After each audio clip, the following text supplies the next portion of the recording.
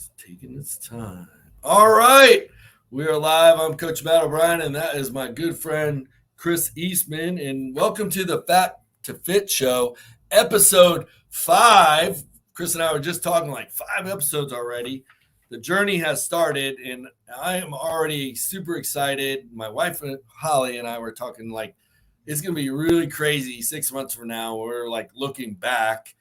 And everybody's like, wow, dude's like overnight sensation. And it's really not overnight. And we're going to talk a little bit about that today and that stigma and that kind of like everybody wants the instant gratification, but everything worth having is worth the grind. And Chris is in the grind right now in his business, in the gym, and just getting through it. And I'm so proud of him. And real quick intro. If you haven't heard, this is the Fat2Fit Show, or the show that's documenting Chris's journey from morbid obesity to optimum health in 1 year. I'm your host, Coach Matt, and that's Chris, and he's taking control of his health. And over the next year, we're going to share his journey, his questions, his struggles, his obstacles, his wins, his successes, as we follow along with his success and journey on this path. So our mission in this is to motivate and inspire our listeners to take action themselves, ask questions, and anything we can do to support you. Yes. And the faith that comes with that. And just understand this does not constitute medical advice. If you are deciding to do something about your health, it's always a good idea to consult with your medical practitioner before you do so. But don't wait till it's too late. So come along with us on this journey.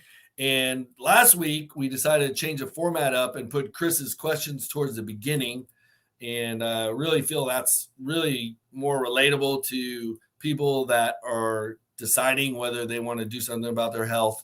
You're sitting on the couch, and you know that inner voice is telling you something's just not right. You need to do something. You're afraid. You don't know where to start. You're confused. I get it, and we get it. And I know looking at me, you may not realize that, but I was there at one point in my life. And in other points in my life, I was dealt cards where I was at a crossroads too. And we all have to make those critical decisions in our life. And today, we really want to focus on prevention and screening and things that we can do to raise the red flags early, because when it comes to our health, prevention and identifying things, the earlier you can identify a problem, the better. And I know guys, especially, Chris and I are both guys, at least last time I checked. I hope I still am. Yeah. I don't know. You might be more of a guy than I am, but you know, we tend, and Chris, maybe you can agree, like we like to bury things under the table. We don't like to see doctors because we got this, or we don't want to know the reality of the situation. But if you have a loved one, I always kind of flip the script in my book, The Magic Pill. I was like, if you don't do it for yourself, do it for the people that give a shit about you, the people that care, the people that love you, because they're the ones that are going to be left behind and suffering and in grief because maybe you were too proud to go get a blood test. So that's my little spiel and soapbox on an ounce of prevention is worth more than a pound of cure. That's my quote from my book. It's about identifying things early. And Chris did a bunch of blood work. To his credit, he's very coachable. I'm his coach, and I'm saying that because he's very coachable. You know, we recommend some screening tests to get to identify some things, and I'm sure Chris has a ton of questions about that, which we're going to get into in a second. But just understand the big takeaway from today is get those tests done, because I'm here to tell you the earlier you get the results and can raise those red flags, if there are any. Hopefully there aren't, but if they are, then you can do something about it in a time frame that will produce longevity and results and a happy ending. And I recently had a family member that fortunately did some of the blood work that I recommend to my clients that Chris just did. And out of the 5 critical red flags, she had 4. Yikes. 4. And it was a wake-up call. And she's a mother in her early 40s with 5 kids. And thank God, she had the wake-up call. So she made some lifestyle changes about 4 months ago when she got the results. And the benefits of those changes are already starting to happen. So the good news is, it's never too late. But the earlier you get on it, the better, because the problems tend to be smaller when you're younger in your 30s and 40s than once you get in your 50s, like I am, in your 60s, especially. Those problems, if you don't do anything, I call them iceberg situations, where the tip of the iceberg, once that pokes out of the water, there's this huge, massive problems underneath. So screening early will help identify them before they become icebergs. So that's kind of how I'm going to tee up this week's episode. And Chris, thank you for joining me and your busy, crazy, hectic life as a business owner. How many employees do you have? Over 230. Big company problems. And you've had the last 3 weeks. You couldn't pay me $1 million to go through what you've been through and survive, thank God. But just everybody understand he's going through some big company problems. And as the owner and CEO, is that your title? CEO? I don't do titles, so whatever you call me, I don't know. The man that where the buck stops here. Big problem solver. So so that's a lot of stress. But I just want to point out, I was bragging on Chris to my wife that when we started this journey, intentionally knew that I need to spend as much time with you in the beginning as possible, basically to create some habit changes and momentum and just kind of create that new normal. And now I would say Chris would be like, get out of the way, bro. I got this, because this is my sanctuary now. It is. And, I have no doubt. I would trust that Chris will be at the gym tomorrow before I would trust myself. Yeah. So kudos to that, baby. And I appreciate it, just being part of this journey. I'm enjoying the gym, man. I'm enjoying it a lot, actually. Is that an overstatement to say it's your sanctuary? No, for sure. No, this one. I typically get in there and I listen to my worship music and I do my time with the Lord, and I do cardio, a little bit of cardio. I do a hour weights, and then I get the cherry on top of the sundae is the sauna, right? 20, 25 minutes in the sauna, depends on how hot it is. And it just, when I walk out of there, I feel spent, you know what I mean? And then it's like, then the day begins, and you can, I don't know, that guy who wrote that book about making your bed, right? If you can do something like that in the morning before your day starts, I don't know how it just sets your day in such a path where it's hard to go to bed feeling unproductive. Yeah, I was an admiral, and I don't know his name, and it was a keynote graduation address to the Naval Academy. Mm-hmm. It was about the importance of starting every day with waking your bed. And he's like, one of the punchline was, even if your day goes to shit, when you come home, at least your bed's made. Yeah. I this morning, it was my first day in the gym after doing testosterone, where I'm on, we're going to talk about, I'm sure. And so I walked in and I was like, I'm going to mix it up today. I'm going to do some 90s hip hop. So I did some 90s rap music. And I'm not gonna lie to you, I was dancing in the gym and people were looking at me, giving me Chris is not a small guy, people. So him moving and grooving is probably a spectacle, but yes. I hope you were feeling it. And I always say wisdom, people, or I get both of us, I'm a lot older than you, but I get to mentor younger men, especially. And when I get that privilege, the first thing I teach them is like, wisdom is when you stop caring what other people think. Yes. And you're happy with what you see in the mirror, or you're willing to accept what's in the mirror, and then, acknowledge what you need to work on. But I'm visualizing you hip hopping and getting your workout in, and excited to talk about some of your blood work and your questions. Chris doesn't even know this yet, but I kind of reached out to his doctor, and we kind of went back and forth Okay. pretty deep. She wasn't happy when I called her out on some stuff, and she and I are both very intelligent, or I like to think I'm intelligent sometimes. And I just wanted some mutual respect so that we can have honest dialogues about, people's situations. So, we're in that give and take and a little bit of tug of war, intelligent tug of war, I guess we'll call it.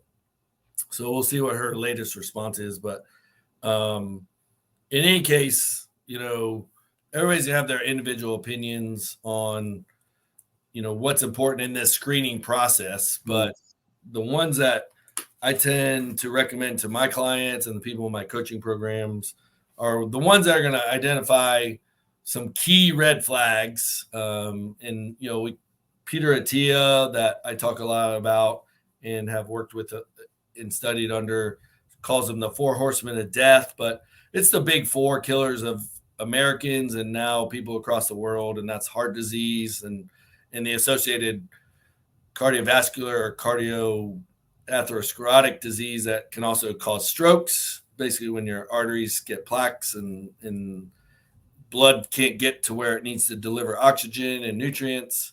And then we have cancer, and then we have diabetes, and some people call it diabesity because they're kind of correlated. And then the 4th one is Alzheimer's and other neurodegenerative diseases. So in everybody's opinion, nobody wants any of those things. And so it's important to identify possibly those as early as possible, those situations. And I would say the most debatable one is Alzheimer's. And going back to Peter Attia, he was on a documentary. And if those of you want to watch some things in a more entertaining way, Chris Hemsworth, Mr.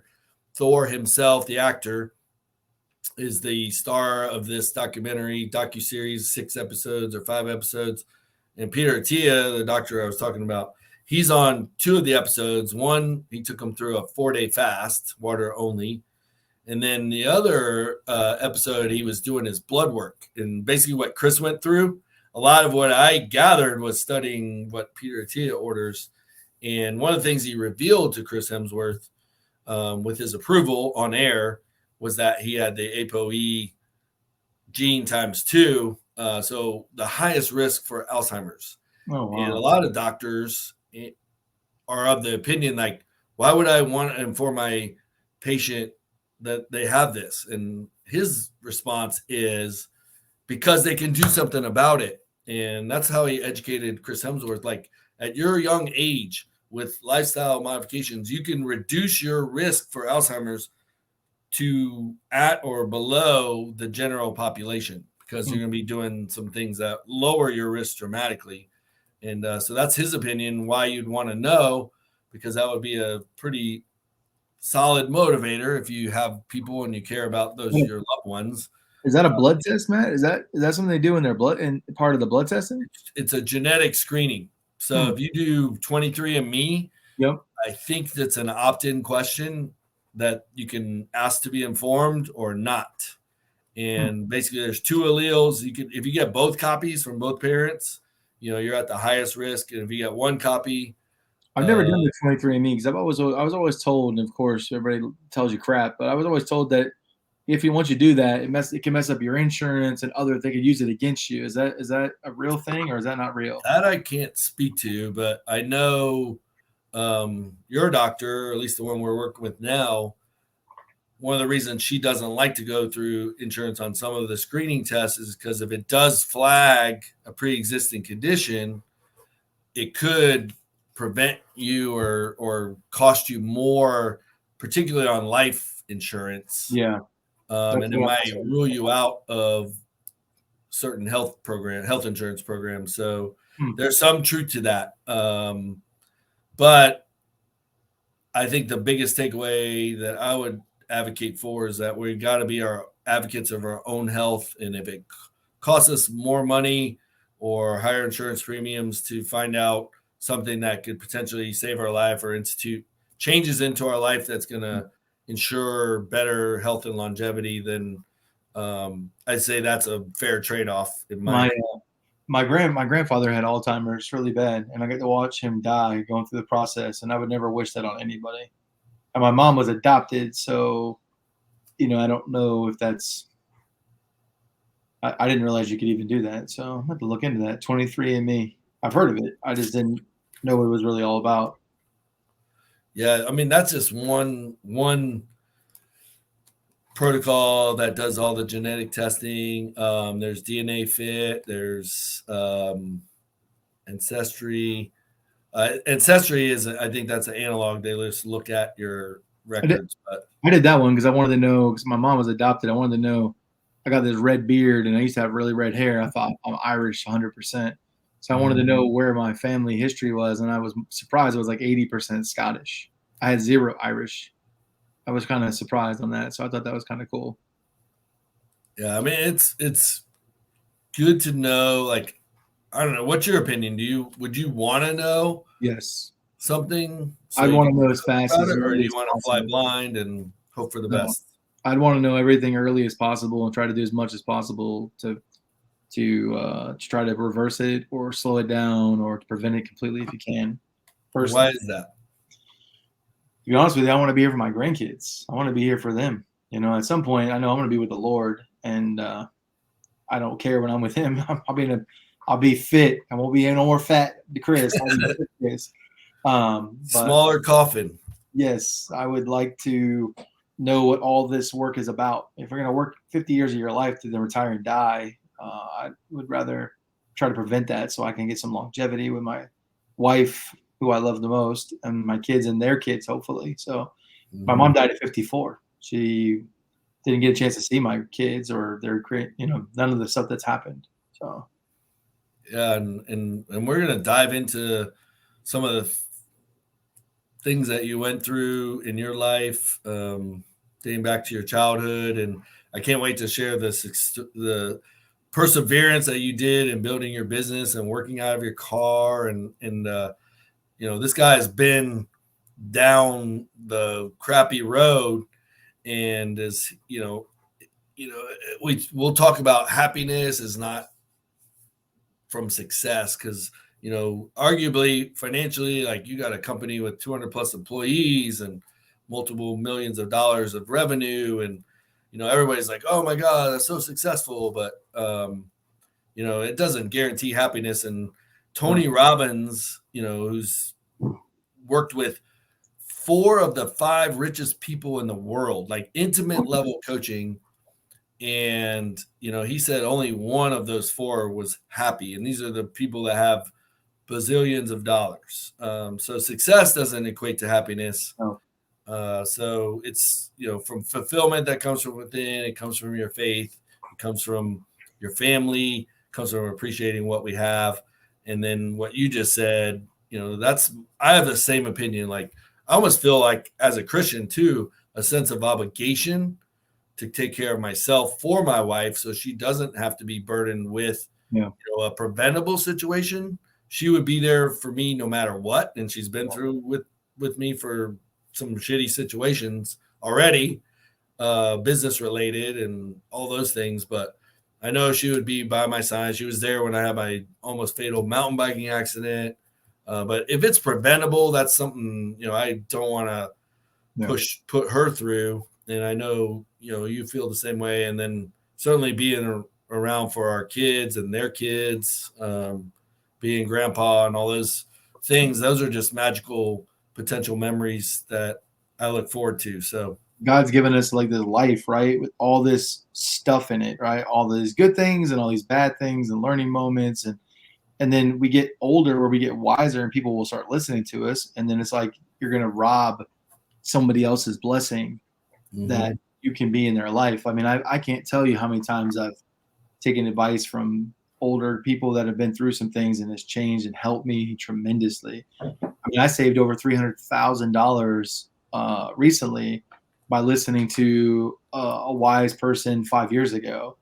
And so, like, just putting some effort into asking the right questions. I had lunch with a guy today who's he's like middle rung of a manager in a big company, and he wants to step up and he doesn't know what to do, and he was asking for my advice, and I was giving him some advice. And I was like, what are you afraid of? Why would you not go to the top and just ask them, say, look, I want to be here. What do I need to do to get here? He's like, well, people don't do that. I was like, why not? You want that job, you want that position. Why not go and shoot for it? Go meet those people, interview them, ask them what it takes. And maybe you're not the right guy. Maybe you don't have currently what it takes to be that guy. Wouldn't you want to know?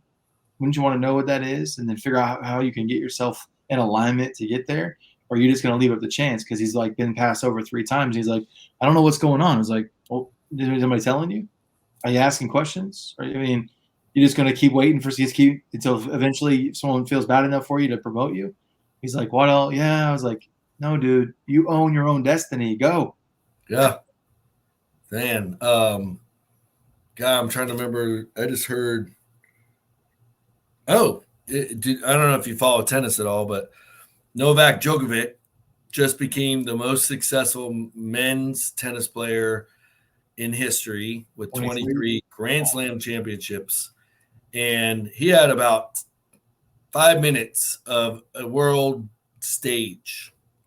And he spent 20% of it talking to kids, and how when he was 7 years old, he had a dream, and he just talked about the mindset it takes to be a champion, and to just believe in yourself and the process. And I was like, my kids have got to see this. And I was like, hey, Kanan, come over here. We'll check this out. And he's like, he didn't want to hear it, my 9-year-old. But I was like, wow, that is so cool for him to share that time and that message. So if you haven't seen it, I'm sure it's on YouTube now. French Open, Novak Djokovic, kid talk or something is what I would search, but it's important. I was going to, we want to get into some of your questions around the preventive screening, the blood work. Chris in his 14 vials, and he thought, that was enough to, take all the blood out of his body. And it feels that way, having done it many times myself. Yes. But every single one of them, like, they're taking more and more and more out of me. I'm going to have nothing left, but it's well worth it. And, I don't know what you want to share. This is your private information, but any questions? I got a couple of things. I want you to go with your questions, and then I'll kind of wrap that around with some of the tests that everybody should get at least, once a year. So I got 2 questions for you. I'll ask the first one that I know you are expecting, but the other one you're probably not. So big thing takeaway, right? So my cholesterol was good. A lot of my markers were good. There were some weird things you talked about, inflammation being really high. Mm-hmm. The big one that I kind of already knew, but I wanted to kind of get dialed in, was my hormones, right? Were way off. My testosterone was. She made fun of me. She's like, this is a lady in her 40s, probably, right, Matt? She said that she had more testosterone than I had. So I was like, okay. And there's all these different things. There's like total testosterone and free testosterone, and there's bioavailable and albumin and sex hormone binding globulin, all these things she was going over with me. And I was like, okay, you lost me at you have more hormones than I do. You have more testosterone than I do. So what is testosterone for a guy, and why do people need to look at their hormones? Why is it important for somebody to do something with it? Oh, fantastic question. First and foremost, if you're a guy or a girl watching this, I wish I had my diagram, but females' hormones are much more complicated to manage for a doctor or practitioner than men. The diagram I have is like men's, hormones is like a on-off switch, and then you flip it around, and it's like women's is like this control panel of the space shuttle. If you can visualize that, you get the idea. Men, testosterones are main androgenic and anabolic. So those are 2 different things on testosterone. Androgenic is our male characteristics, our deeper voice, our aggression, our facial hair. And anabolic is the muscle building repair properties of the hormone. So they're both important. And if anybody's ever known like females that use, anabolic and androgenic steroids, back in the 80s and 90s, it got it did get ridiculous. And, it can go horribly wrong if you don't know what you're doing as a female on the testosterone side. But for guys, it's important to understand that testosterone is inversely correlated with our body fat stores. So I've always felt like that's kind of counterintuitive. Like the more fat we have, the more hormones we should be producing, and that would equip us to get rid of the fat. But unfortunately, it's the opposite, and that kind of makes it harder. The heavier, more body fat that you store, then your body starts kind of working against you. It's almost like a punishment. But the good news is, through awareness, by getting the testing, now Chris is aware that his testosterone is lower than a 50-year-old female, which isn't good. And you don't feel good, you don't recover good from exercise. It affects your sleep, all these things. So there's a lot of solid evidence. And in my opinion is, if you can take knowledge and use the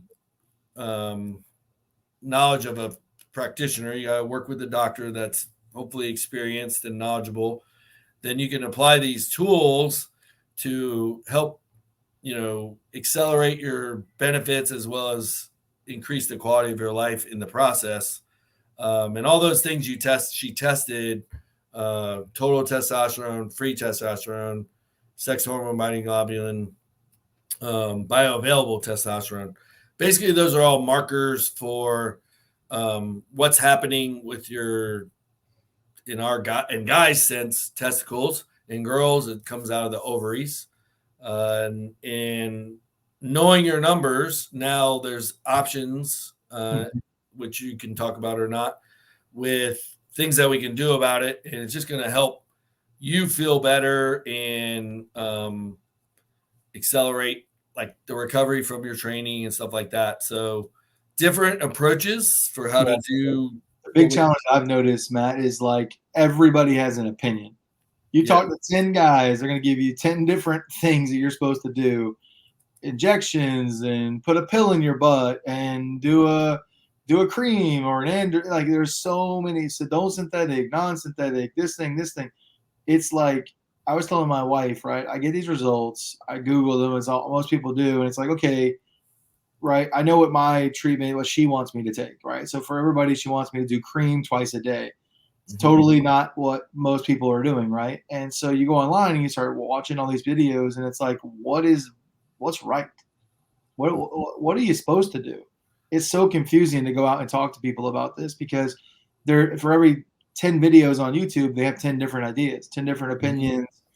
Like, what do you? God forbid you get on a forum, yes, and then you'll have very strong opinions. Yes, but it's the landscape of confusion of the internet, and at the end of the day, all those applications are delivery mechanisms. And a good doctor is going to measure your hormones post-treatment at some point, 6, 8, 12 weeks, to see what's happening after you start whatever technique you're going to use. Yeah.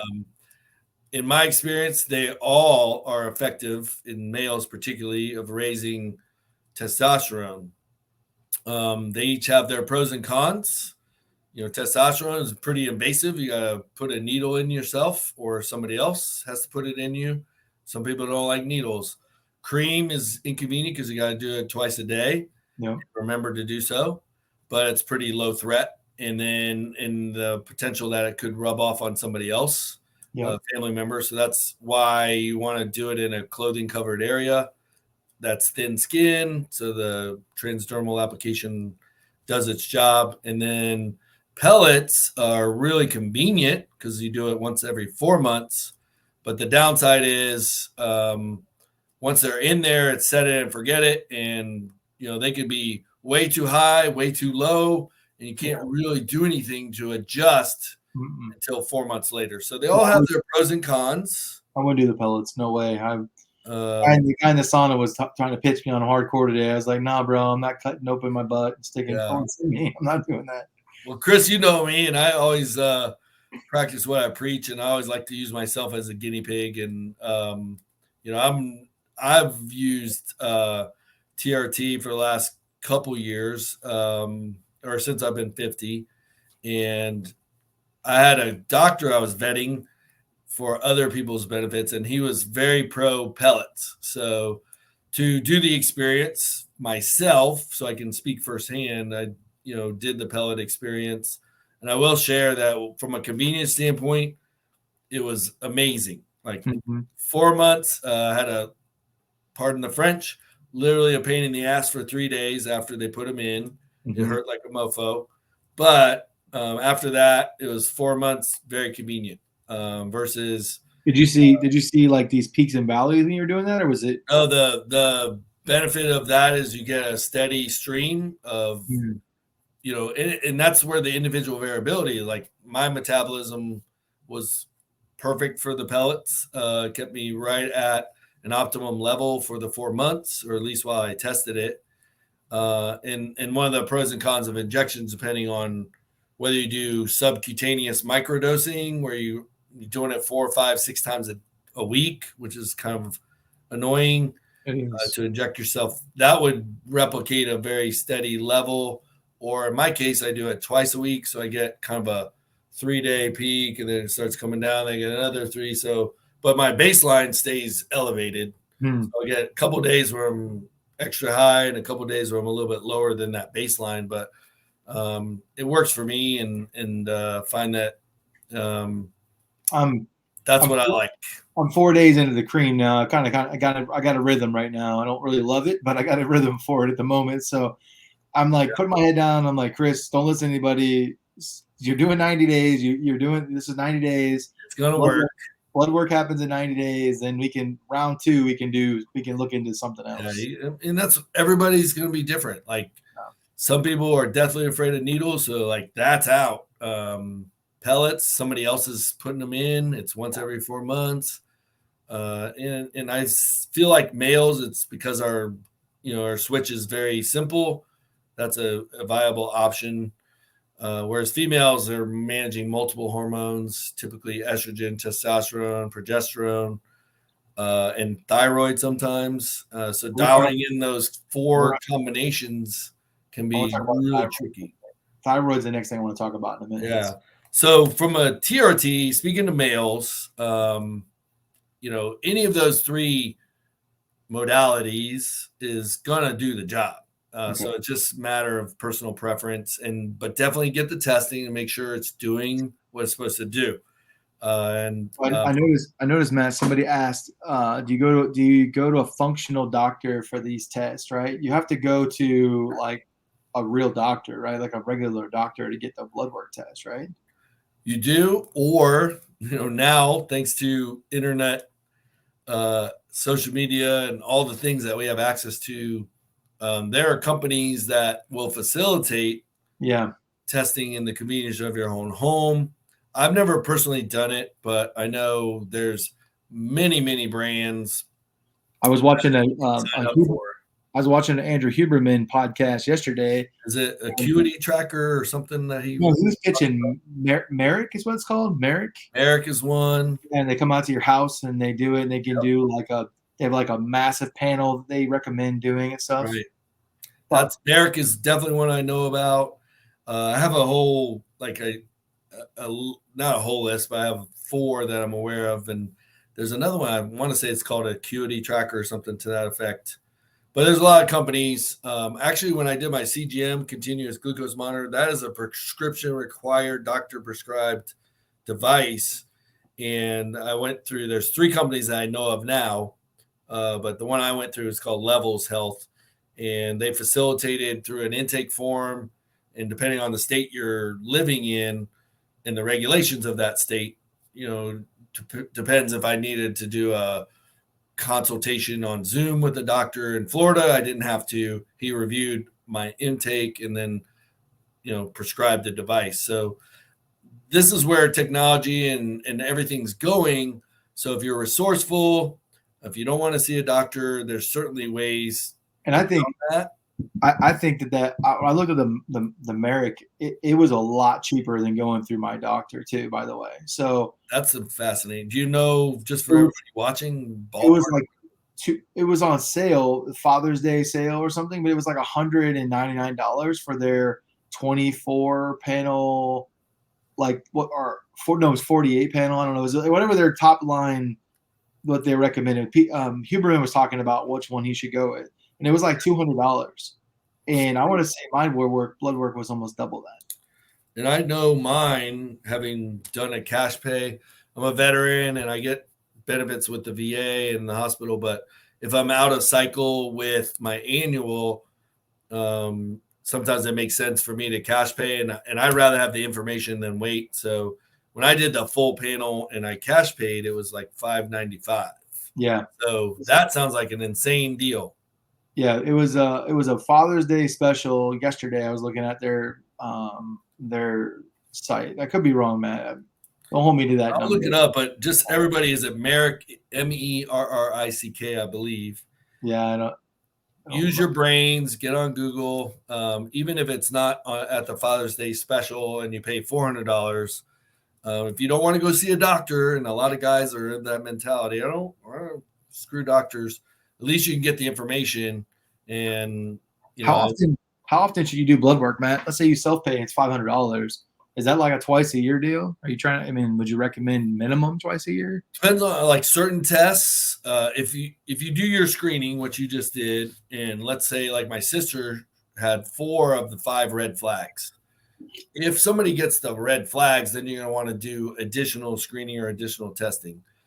And for those specific tests, you want to retest in 6 to 8 to 12 weeks. Oh, wow. For hormones, if you're being managed for hormones, typically somebody's going to manage those by retesting every 6 to 12 weeks. You're not doing a full panel the second time. Just the specific tests relevant to what the doctor's managing. Got it. So it might be $60 instead of. And I have insurance, but she doesn't take insurance, the doctor that we're using. So I wonder next time, because she did it through Quest, I wonder if next time if I go to Quest, I do have insurance. I wonder if Quest would cover some of that cost. If I can cover my insurance, will cover some of those costs. No, insurance will cover a lot of preventive screening because they understand prevention saves them big time costs of bad things happening. Cancer, hospital stays, heart attacks, like those are hundreds of thousands of dollars costs, and 80% to the insurance and 20% copay to us. So they're definitely embracing preventive screening now more than ever. So check, with your insurance provider. And sometimes you may have to educate your doctor. Hey, my insurance said they would pay for this. And doctors may not even be aware of it. So that's, again, going back to being our own health advocates. And I know somebody in our comments asked about having to go through a specific doctor, but no, just work with your doctor. And here's where you may run into a little bit of a challenge. Reason I give my clients this, comprehensive list of labs, because this is what we should be getting tested. And a lot of doctors kind of set in their ways for whatever reason, or they're just comfortable with how they bill insurance, and what boxes they check. But we need to know some information. And like for cardiovascular risk, like understanding your fasting insulin and ApoB and LP(a), these are markers that aren't typically going to be ordered by your doctor. So you either have to ask for them or kind of lean on them and I find that the doctors sometimes, Matt, they think they know more, right? And they're like, you don't need those things. This, like I feel like that's but you know what? If you're going to take your health back and you're going to take control of your health, you got to stand up for yourself. So if you have a doctor and they don't want to give it to you, then go find another doctor that will. That's just the way I look at it. Amen. And that's exactly what I advise my clients. And because, like you said, you got to be your own health advocate. And if a doctor's not willing to embrace some of these tests, that tells me immediately they're kind of living in the stone ages of medicine, what we call medicine 2.0. Yep. So I will say on a positive note that the tide is turning, and because of information and the popularity of some of these podcasts like Huberman you mentioned and Peter Attia, these doctors are getting up to speed because their patients know more than them. That's right. And that's doesn't pass the God complex. They're like, oh shit, I better get up to speed because my patients are teaching me stuff I don't even know. So I put my name on the waiting list, Matt, for Attia. You did? I did. I heard it's 3-year waiting list, but we'll see. We'll see, man. I've been on the Tampa Bay Lightning waiting list for like 25 years, I feel like. So is that for season tickets or? Yeah, for season tickets for work. But all they're right. like, no, thank you. You're not going to get them. You asked about inflammation, then I'll go into any other questions. But I want to go before we get off, man. I want to talk about thyroid. I have a really big question for you. So yeah, well, inflammation. There's definitely some inflammatory markers, and one of the things your doctor and I discussed, because I referred you to her, so I feel an obligation for you to get quality service, which I think you're getting. Yeah. But like our difference in opinion on exercise related to inflammation, that was kind of the root of her thought process. But then I kind of educated her that, exercise creates a hormetic stress. It's acute inflammation, but then your body learns how to deal with inflammation better.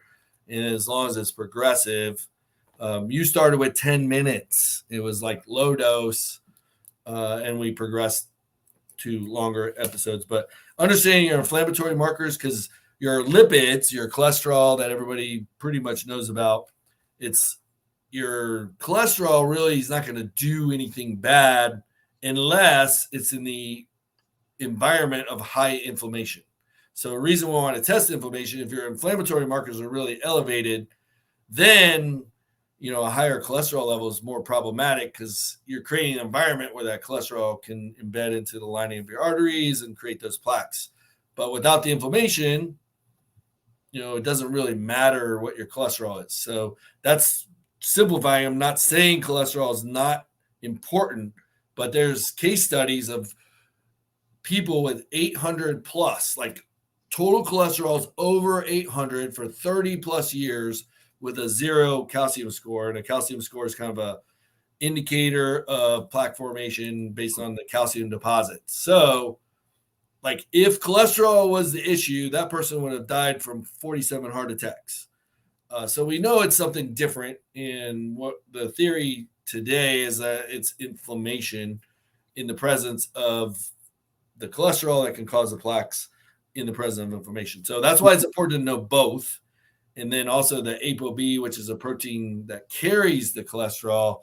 So knowing these numbers gives you a really good idea. So my cholesterol was all awesome, right? It was all good, all within limits, no issues at all. But the one thing that she pointed out that I want to talk about was HSCRP, right? Which she said is the inflammation marker. Mine was a 6.1. Mm-hmm. And she said optimal would be below 3. Right? It's over 10 is really bad. 10 is terrible, right? 10 is like bad things are happening in your life. Mine was 6.1. So she said, Chris, you need to get on turmeric, resveratrol, glutathione, and NAC. And so she prescribed those to me in some form or passion. Some of those are liquids, some of those are pills. And what is your thought on that? Like, what do you think that's a good? Well, C-reactive protein, which is that HSCRP, is one of the inflammatory markers. I believe you told me your homocysteine was okay, right? Homocysteine was 10.5. And so anything under 11.4 is good, is what it says on here. So one of your other inflammatory markers is okay. So the other thing to realize about blood work is it's a snapshot in time. So there is the possibility that you had retested the next day, your CRP could have been lower, could have been higher. Mm-hmm. So just important for those of you to realize, like, one blood test does not indicate the whole picture. So don't freak out if something's high. You always want to retest. But I would say, like, the glutathione and with a liposomal delivery mechanism, glutathione, if you buy something on Amazon and it's just a normal capsule and it's not in a liposomal delivery, it's just going to get obliterated in your stomach acid. It's zero return for your investment dollars for that supplement. Yeah. So I know Chris mentioned that to me, and the first question I asked was, yours, whatever she gave you or you bought was liposomal, which it was. And that basically puts that secret ingredient inside of a fat molecule so that it bypasses through your stomach and then it gets absorbed in the small intestine and doesn't get destroyed. So that's kind of the idea of these new, where technology has found a way to bypass that stomach acid so you can take it as a pill, because before that you had to do it as an IV. So that's a cool advancement in some of the supplement technology. But of the ones you mentioned, I would definitely say that NAC, the I can never pronounce it. You can't say it either. Yeah. Cysteine choline or something. But NAC for short, the glutathione, like, are good. I would say the turmeric and the resveratrol, I would say neutral at best. I'm not taking that. Once the turmeric's gone, I'm not taking it anymore. It's yellow. It tastes like crap. It's terrible. If you're going to do turmeric, it's best to do it as golden seal and, like, milk, golden milk. But anyway, that plus, again, you're doing all the right things, like the sleep, the thing, you invested some money in a 8-sleep system. So sleep improvement, the focus that we've had on sleep, all those things are going to reduce your inflammatory markers theoretically more than the supplements will. Okay. And then I can throw them in the trash, what you're saying? Not necessarily. Okay. It's worth, I'm a big believer in a lot of supplements you do in seasons, and then you have your core, the most proven, the ones that you do all the time. So turmeric, resveratrol, glutathione, I would say would be a good one to take all the time. But a lot of those can be seasonal. So I think she's just throwing, like, let's just attack it from all fronts as fast as possible. If you have the caveat being that, now you're taking a lot of pills. I always think of that could create stress, which might raise the inflammatory markers you're trying to lower. So it's all, like, if it's not too stressful to take that many and manage that process. In a different life, Matt, once I'm not doing what I'm doing now, I'm going to open a compounding pharmacy. You should. We're going to make our own stuff. We're going to make things, mix them together into some kind of a cool peanut butter that you can just take. Oh, if we could make it in a peanut butter, everybody would be bazillionaires. Yes. Because, man, it's overwhelming when you look at how many pills I'm supposed to be taking every day. It's like 23 pills a day or something like that. It's like I had to go buy one of those pill things, and I feel like, just feel like I'm my grandparents all of a sudden. So, man, well, I really feel that gives us the big takeaway. Hopefully, everybody leaves with today is, like, the fact that it's important, especially as guys, not to ignore getting tested. And if you're a woman watching and you have a stubborn husband, spouse, partner, whatever, yes. Thyroid. So thyroid, yes. I have, so here, it's two things. So she told me my thyroid didn't exist at all. Like, it's not even working, period. She's like, based on my blood work. Yeah, she said that it's, like, non-existent. It's not working at all. So she put me on some compounded medicine to start working on that, which is giving me a ton of energy. I don't know. I'm doing that in the testosterone at the same time, so I don't know which one it's giving me, but I believe it's that one. It's giving me a lot of energy. I've taken it in the morning first thing. But where I'm going is, right, it's easy to be fat when your thyroid isn't working, you have no testosterone, you eat crap, and you sleep terrible, right? So it's easy to be overweight when you have that. But I was doing a bunch of research on thyroids yesterday or 2 days ago because I'm just figuring I'm weird and want to know why I'm taking stuff. And for females, I read that it is one big major reason why there's infertility in females is having thyroid issues. Yep. And my wife and I both have an overweight, very awesome friend of ours who's having a hard time getting pregnant right now. Okay. I'm not a doctor. I'm not going to say, hey, go get your thyroid checked. But what's your thinking about all the things I just said? Thyroid in general, but specifically for women. No, I always joke here at TrYumph that it's something in the water, but I'm not exaggerating, and this isn't boasting or bragging, but we've had 4 people in those situations fairly recently that came in. And when you clean up, first get rid of the crap in our diets and some of the toxicity, whether it's stress, negative toxic relationships, a job that's just destroying you emotionally, or food that's destroying you from the inside out.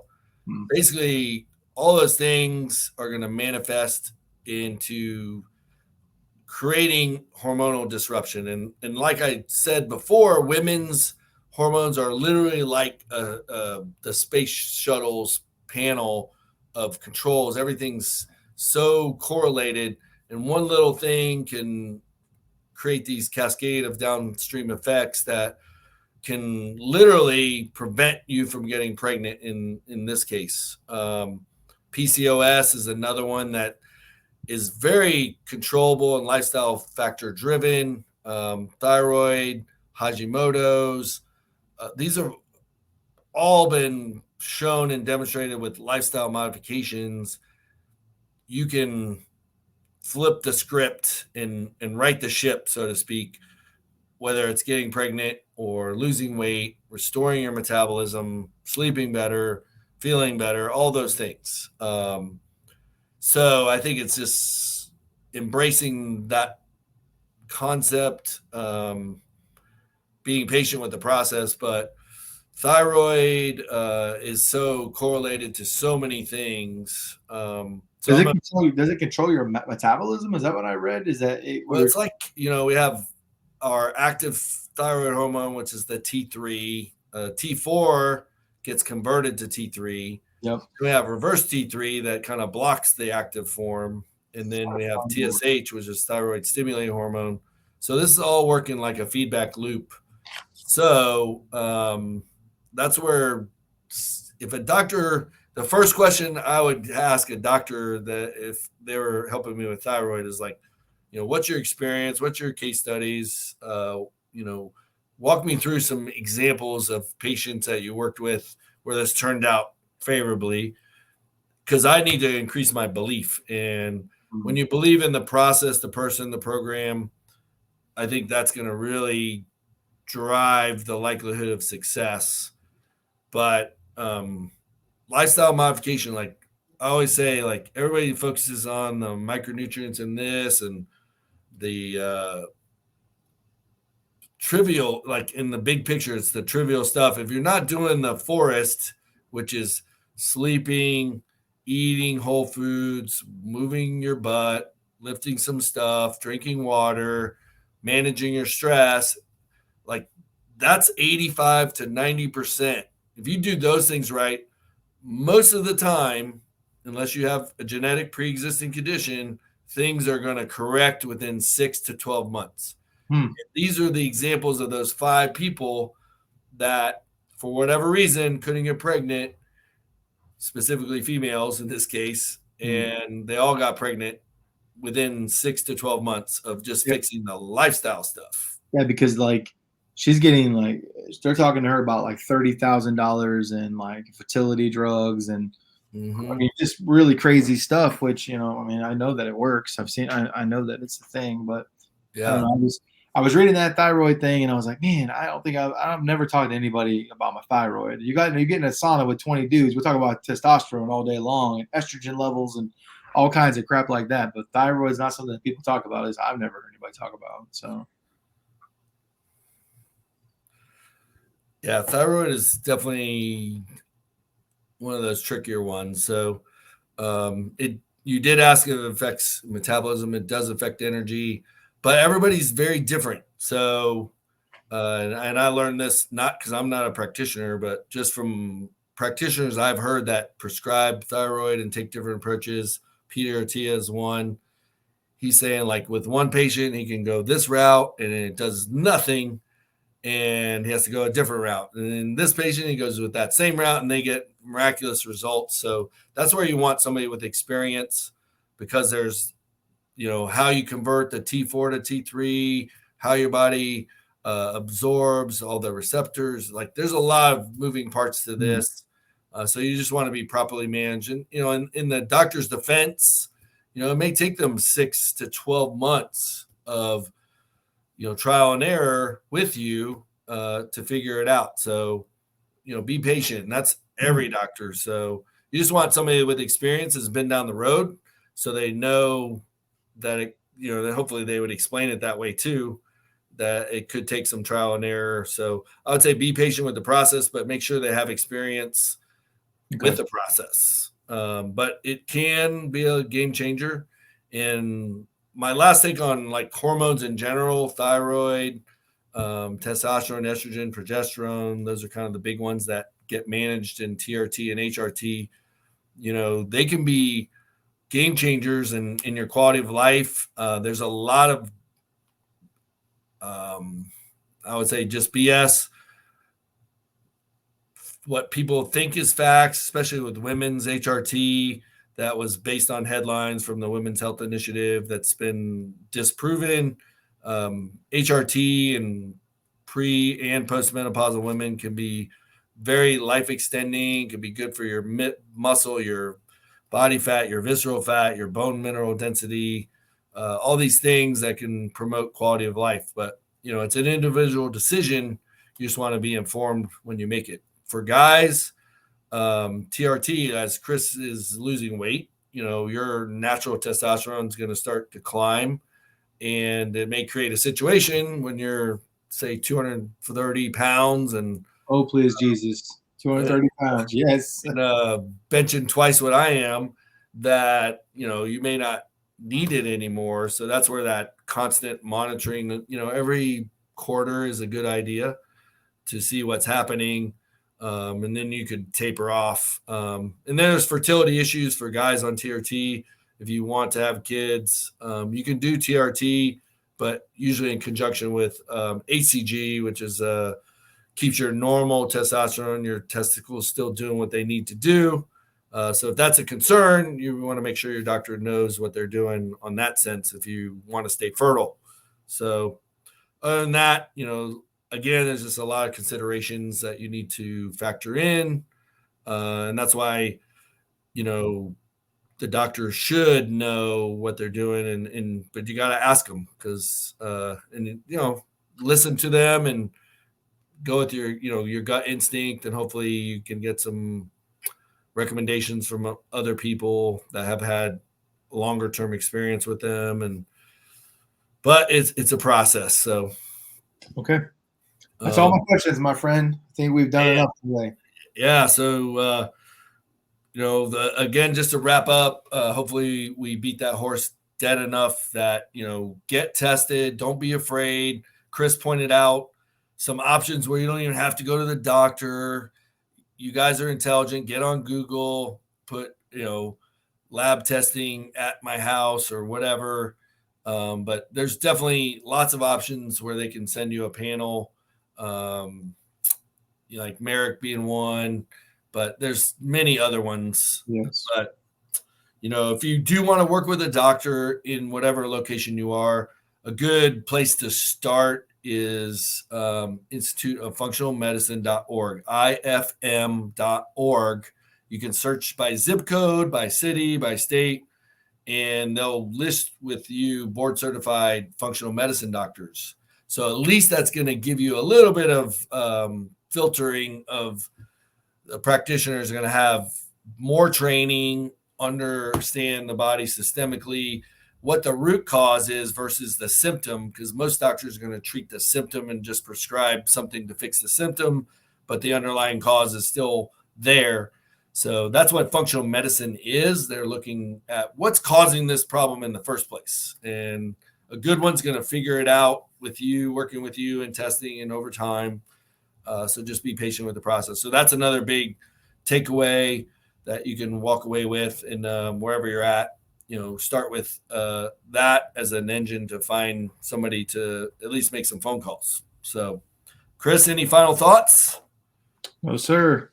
Keep grinding, baby. Keep grinding.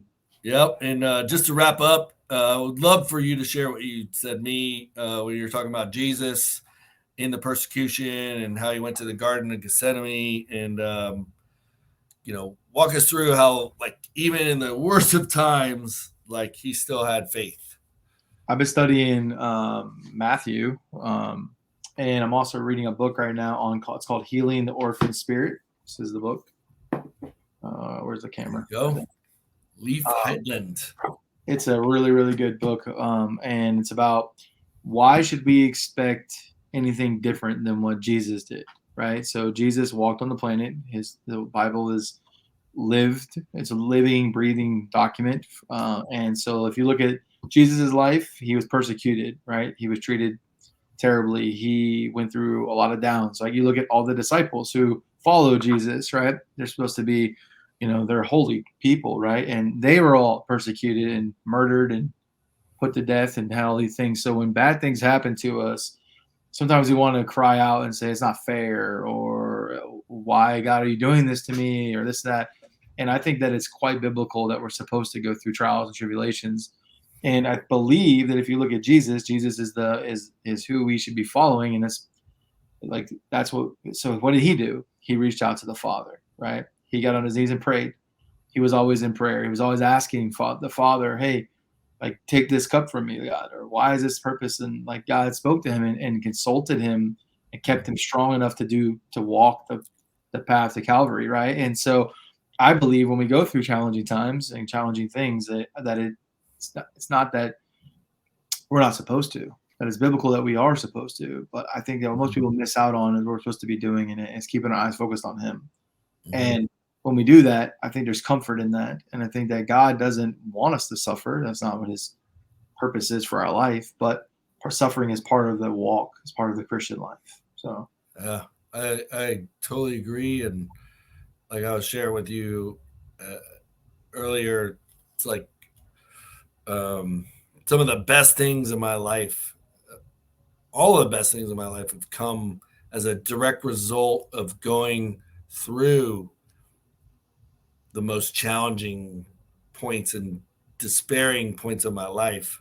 Yeah. And it's from those moments that we learn that dependence on God. And so I would just encourage anybody that might be in one of those storms, is like, it's all a matter of perspective. And that's an opportunity for you to grow closer to God, depend on him, and acknowledge the frailty and weakness of us as humans, our imperfections, and know that you're not alone. I think that's the biggest asset, value, gift of faith, and having God in your hip pocket for those situations. And that's how Chris and I are able to navigate through the worst of times, because I've done a post on hope. Like, without hope, we don't have life. So it gives you the ultimate hope no matter what's happening. The devil wants to take us. He wants to distract us, right? He wants to kill and destroy us, right? So he's going to use strife and challenges and good things and bad things and family and all these things to pull us away from our focus on him, the Lord. Mm-hmm. And he wants to win, and he wants to take it away from us. And so I think it's in those times that we have to really get on our knees and ask the Lord to deliver us from those things. Because it says, take your thought captive, right? Take your thoughts captive, right?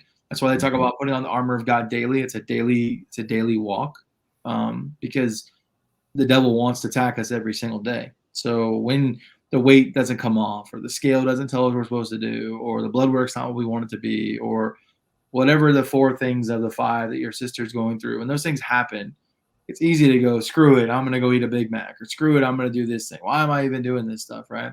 And that's what the devil is coming here to do. He's coming to destroy, kill, and discourage us. So that's exactly what he wants us to do. What he doesn't want us to do is to go, I praise God in the storm, I'm gonna keep my eyes focused on you, Father, and I'm gonna walk head first into this storm. And I'm gonna go lift some fucking weight. Excuse my language, but I love it. like that's what he doesn't want us to do. And when we do that, it's to find like he's like, well, I can't get this guy. Like I can't get this guy. And that's what I think that more people need to do. And when they do those things, I think on the other side of it, like you said, without Jesus going to the cross, we don't have salvation. Without the pain that Jesus faced, we don't have hope. We don't have the Holy Spirit. So there's always good on the other side.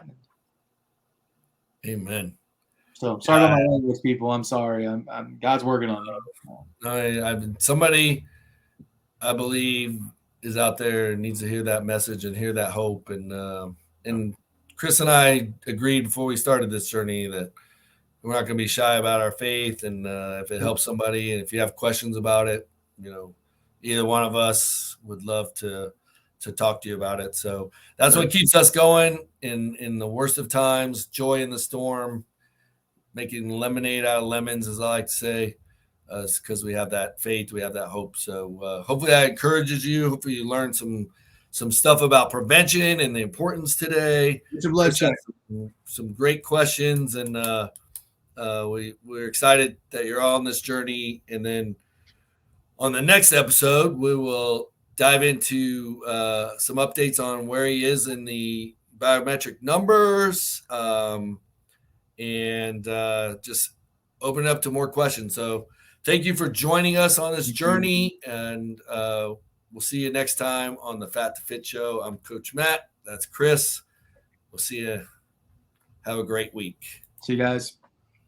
Ciao.